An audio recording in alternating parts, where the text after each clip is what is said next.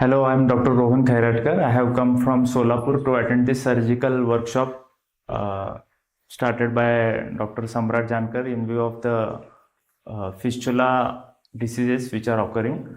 And we have attended the anatomy and the radiological session where the detailed description of MRI fistulogram, how we have to read it, the anatomy, the various spaces where the fistula travels, the description of the classification of fistulas was discussed, and also we attended the various surgeries where Dr. Samrat have guided us regarding the central disease clearance and also regarding the various modalities to be used in cases of complex fistula, maybe it related to intersphincteric, transphincteric, high transphincteric, and the various investigations to be done and the post-operative management. Around 11 surgeons attended from various parts of the country and also